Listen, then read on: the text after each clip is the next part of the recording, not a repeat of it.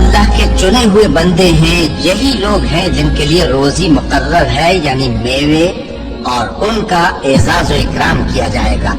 نعمت کے باغوں میں ایک دوسرے کے سامنے تختوں پر بیٹھے ہوں گے، شراب لطیف کے جام کا ان میں دور چل رہا ہوگا، جو رنگ کی سفید اور پینے والوں کے لیے سراسر لذت ہوگی، نہ اس سے درد سر ہو اور نہ وہ اس سے بہکے۔ اور ان کے پاس حوریں ہوں گی جو نگاہیں نیچی رکھتی ہوں گی اور آنکھیں بڑی بڑی، گویا وہ گرد و غبار سے محفوظ انڈے ہوں۔ پھر وہ ایک دوسرے کی طرف رخ کر کے سوال و جواب کریں گے۔ ایک کہنے والا ان میں سے کہے گا کہ میرا ایک ساتھی تھا جو کہتا تھا کہ بھلا تم بھی ایسی باتوں کی تصدیق کرنے والوں میں ہو؟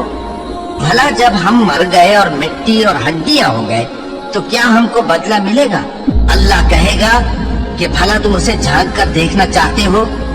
پھر وہ جھانکے گا تو اس کو بیچ دوزخ میں دیکھے گا، کہے گا کہ اللہ کی قسم تو مجھے بھی ہلاک کرنے لگا تھا، اور اگر میرے پروردگار کی مہربانی نہ ہوتی تو میں بھی ان میں ہوتا جو عذاب میں حاضر کیے گئے ہیں۔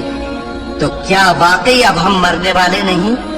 ہاں، جو پہلی بار مرنا تھا سو مر چکے، اور ہمیں عذاب بھی نہیں ہونے کا۔ بے شک یہی تو بڑی کامیابی ہے۔ ایسی ہی نعمتوں کے لیے عمل کرنے والوں کو عمل کرنے چاہیے۔ بھلا یہ مہمانی اچھی ہے یا تھوہر کا درخت؟ ہم نے اس کو ظالموں کے لیے بلا بنایا ہوا ہے۔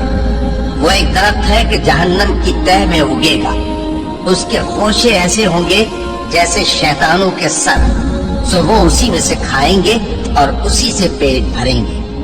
پھر اس کھانے کے ساتھ ان کو کھولتا ہوا پانی ملا کر دیا جائے گا، پھر ان کو دوزخ کی طرف لوٹایا جائے